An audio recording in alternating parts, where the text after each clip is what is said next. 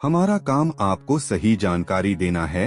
अब आप मानो या न मानो यह आपके ऊपर निर्भर करता है। लेकिन अगर आप भी चाहते हैं कि आपका घर हमेशा खुशियों से भरा रहे, कभी पैसे की कमी न आए और आपकी हर मनोकामना पूरी हो, तो माँ को प्रसन्न करना अति आवश्यक है।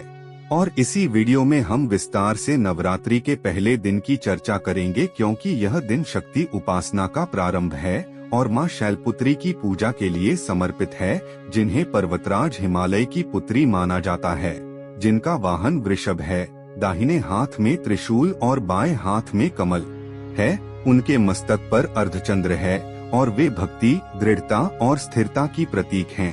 कथा के अनुसार वे सती का ही अगला अवतार हैं, जिन्होंने अपने पति शिव के अपमान को सह न पाने पर योगाग्नि में प्राण त्यागे थे और पुनर्जन्म में हिमालय की पुत्री बनी तथा पार्वती के रूप में फिर शिव से विवाह कर जगत की जननी कहलाईं। इसलिए नवरात्रि की शुरुआत उन्हीं से होती है, ताकि भक्त स्थिरता और साहस का पाठ सीखें। इस दिन पूजा विधि में स्नान कर शुद्ध वस्त्र धारण करना, गंगाजल से स्थान शुद्ध करना, मिट्टी के पात्र में जौ बोना, उस पर जल से भरा कलश स्थापित करना, आम की पत्तियां और नारियल रखना, दीप जलाकर लाल फूल, दूध, फल और घी अर्पित करना तथा अंत में आरती करना शामिल है। और यही घट स्थापना ब्रह्मांडीय ऊर्जा को घर में आमंत्रित करने का प्रतीक है।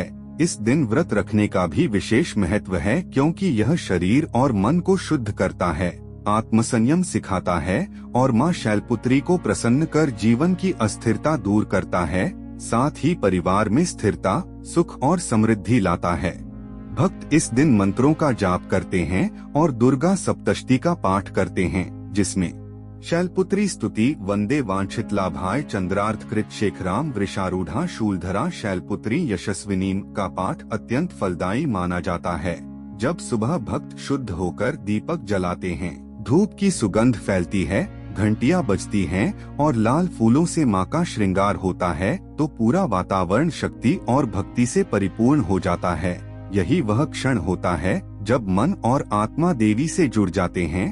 भारत में इस दिन की परंपराएं भी विविध हैं। गुजरात में गरबा और डांडिया की शुरुआत होती है, बंगाल में घट स्थापना और देवी आवाहन होता है, उत्तर भारत में कथा और व्रत का आयोजन होता है। हर जगह भक्ति का रूप अलग है, लेकिन भाव एक ही है, शक्ति का आवाहन। यह दिन हमें सिखाता है कि नया आरंभ तभी सफल होता है जब हम दृढ़ विश्वास और साहस से आगे बढ़े।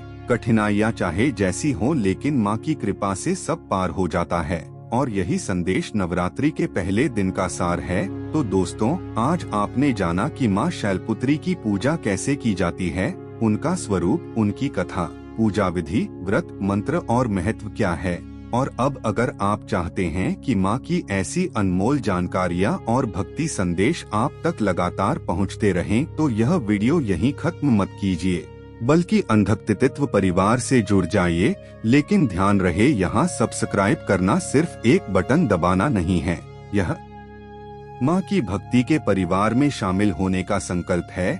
तो आज ही इस संकल्प को पूरा कीजिए, चैनल को सब्सक्राइब कीजिए और माँ की कृपा की धारा में हमारे साथ जुड़े रहिए। अगले वीडियो में हम नवरात्रि के दूसरे दिन की कथा और महत्व लेकर आएंगे।